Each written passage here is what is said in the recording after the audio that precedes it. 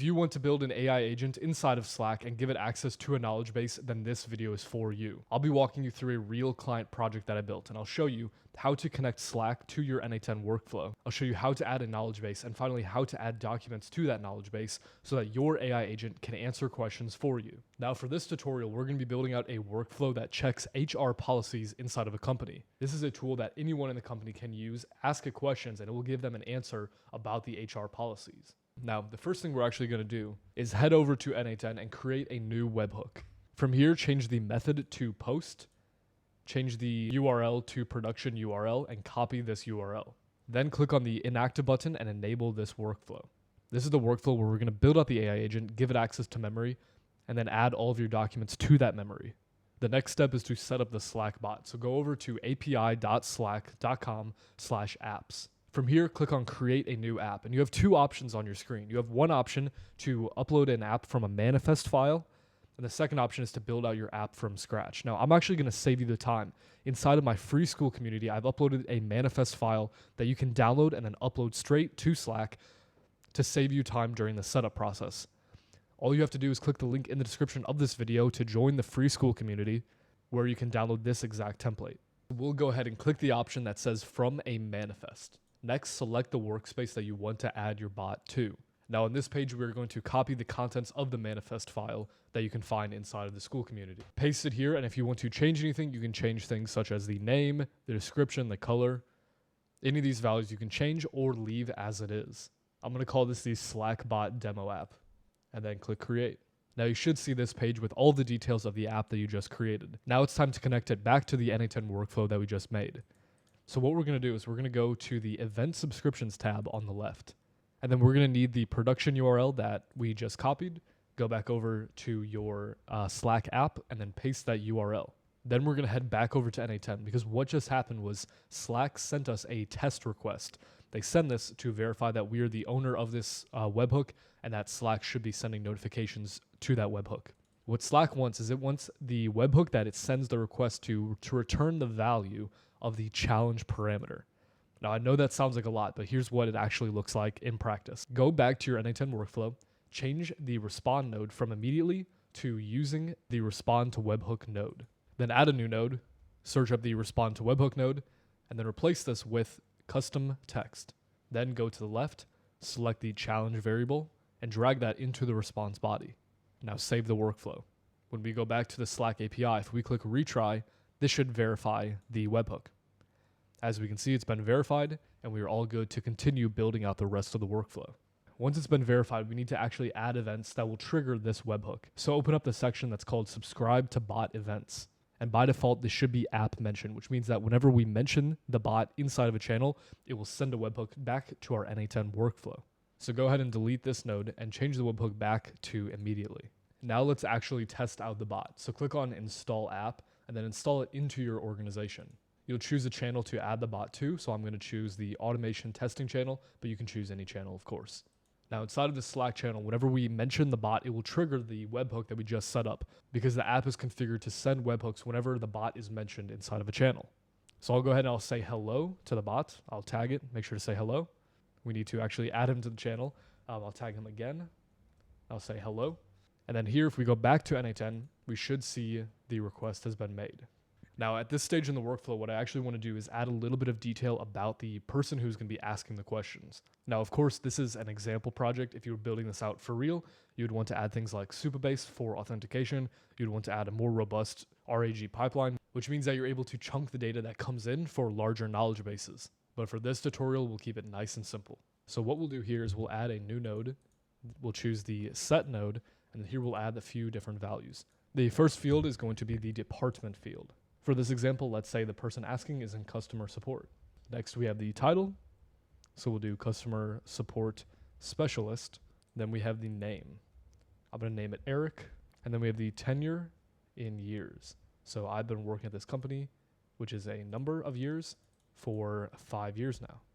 And then let's give this a name. Let's call it user information. Great. Now let's add the AI agent. So we're going to choose not the Magneto agent. We're going to choose AI agent. For the chat model, let's choose OpenAI. Choose the credentials that you've already added. And then for the memory, for this example, we can use the simple n8n memory. The next thing we'll want to add is the tool for the agent to search its knowledge base. And the tool that we're going to use for this is called Quadrant. Now, the reason that we add information to Quadrant instead of directly to the AI agent is twofold. The first reason is that if you're adding all this information directly to the prompt of the AI agent, it takes up a lot of tokens, which you, of course, have to pay for. And secondly, if you didn't do that and you tried to use some sort of tool that searches for text directly, then this tool will only be able to search for specific keywords rather than concepts. The way that quadrants and other vector stores work is that they take embeddings, which are these vectors. They're a series of numbers that represent different tokens, which represent words, more or less. And so by using this string of numbers, we can actually compare the distance between two separate ideas. Let's say we have the terms king and queen. You can actually compare these two. They're relatively close, and the distance between the two represents the idea of gender. So if you take queen and you subtract king from this, you get the concept of male to female. This is a classic example of embedding spaces, and there's a lot of content you can go through on YouTube that talks about this. But in this video, we won't go too deep into that. I'll just show you how to use it for this actual project. So let's actually go ahead and set up a database inside of Quadrant, which they call clusters. You can go ahead to quadrant.tech, and you can actually create your first cluster completely for free. You'll be taken to this page with two options, one that says create a free cluster and one that says create a dedicated cluster. I'm going to choose the free option. We'll call this knowledge base. And for the region, we're just going to select the United States. Once your cluster has been created, you'll get an API key and a URL. Head back to n8n, open up your Quadrant vector store, and then add a new credential. Here, we're going to enter the API key that was just generated. And then for the Quadrant URL, you can copy this URL right here. And then click Save. As you can see, the connection has been tested successfully, and we can now use this Quadrant cluster. But first, we need to set up a collection inside of this cluster. This is kind of like a table inside of a database.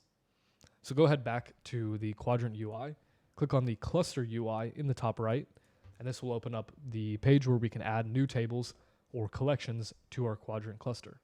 So head over to the console tab inside of the Quadrant UI, and then here we're going to paste this code, which you can again find inside of the free school community. Just head over to the classroom, and then here inside of YouTube tutorials and templates, you can find this code. This block of code, when run, will create a new collection inside of our Quadrant cluster. And the reason that we use this number right here is because that's required for the embeddings that OpenAI uses. So go ahead and click the run button, and we should have a new collection added to our cluster. So head down to the collections tab, and you should see a new knowledge base. Go ahead and copy the name of the collection that you just made. We're going to head back to n8n and then add the name right here.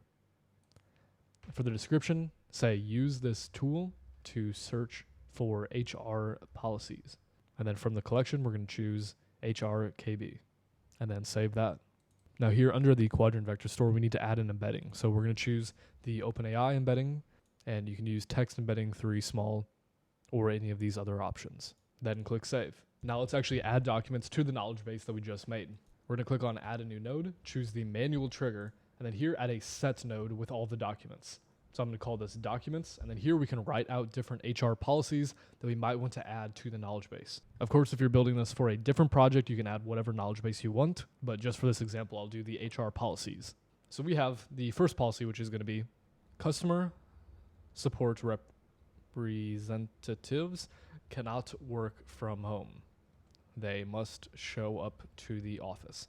Let's actually give this a name. Let's call this HR policy 1. And for this example, let's actually give it a URL as well. It's called example.com/HR policy 1. Perfect. Now for this next policy, let's say all employees have 2 weeks PTO per year. Great. Now for the last policy, we're going to say the sales department must show up to the office on a hybrid schedule consisting of at least 3 days of in-person work per week. Perfect. We're going to call this documents. And then now we're going to actually add it to the vector store. So click on new node, choose Quadrant, and then click on add documents to vector store. From here, choose your collection. Close out of this. For embeddings, we're going to choose OpenAI embeddings. Make sure it's the same model as the one that you're using to read the documents. And then you can use the default data loader. Underneath the default data loader, choose the token splitter, and then click save. Now, whenever we run this script, it should add the documents to the vector store that we just made. Now let's actually check that it's been added to Quadrant. So go ahead and click on collections inside of Quadrant. Click on the collection that you chose. And then here we can see the different points inside the collection. So we should see that the policies have been added. Now, for this example, we have just 3 policies. These have all been added to the same point, so it's not getting split up really in any way. But if you were to add a larger knowledge base, you would see multiple different points inside of here. Now for the final step, let's actually finish connecting this to Slack. Now that the agent has access to everything it needs, they can finally begin writing responses back to the user. So we're going to add a new node. This is going to be the Slack node, and we're going to choose send a message. Connect this to the end of the AI agent. So head back to the Slack API, open up your bot, and then click on the OAuth and permissions tab. Here we're going to copy the OAuth token called bot user OAuth token. It should start with XOXB. Here we're going to paste the access token and then click save. And if you did everything right, the connection should have been tested successfully. Let's actually begin testing this workflow step by step. So what I like to do is I like to click the run node for each one of the nodes one at a time. That way we can make sure that the output is correct. So of course this one is just going to be the variables, but now we have the AI agent itself. We can see that the user prompt is missing. So we need to change this from connected chat node to define below. And here we're going to choose the message that came from the webhook. So this is going to be the text value. Now what you might notice is that there's the at the beginning of this message. You can actually remove this using regular expressions, so that might look like something like this. So as you can see inside of this regular expression or regex, we are searching for the mention right here, just to remove it from the input. So we look for the less than sign followed by the at, and then we search for letters A through Z lowercase, A through Z uppercase, and then 0 through 9. This plus sign means that we can look for many instances of these letters, and then we look for the greater than sign and then space. By doing this, we just clean up the input a little bit. It's not totally necessary, but it's sort of best practice. Now let's actually write a quick system prompt. So this is going to be instructions for what the AI should do when it receives a query from the user. So we're going to say, you are an HR professional. Based on the query you receive from an employee, use your tools to search your knowledge base to find the answer to the question. Then we're going to define a few rules. You may never make up information. If you cannot find a piece of information in your knowledge base, state that you're not aware of any relevant policies and request that the user reaches out to the human team. Great, so let's go ahead and save that. Now let's actually test the AI agent. So we're missing the session ID. So inside of simple memory, we need to choose the session ID for this person. So we're actually going to choose the user ID inside of Slack. So I'm going to copy that. It should be webhook.item.json.body.event.user. Go back to the simple memory, and then here you can paste this value.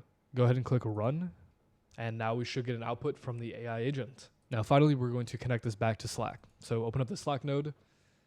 For the output, put this in the message text. For the channel, you can choose the channel by the ID, and then select the channel where the incoming message came from. So it's going to be this channel right here. Perfect. Now when we click run, we should have a message that is sent back to our channel. And there we go. Now there is an attribution that says automated with this n8n workflow. We don't want that to be in the final output.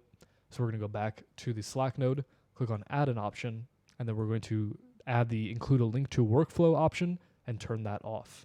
So let's test the knowledge base abilities. We're going to ping the internal assistant and say, how much PTO do I get?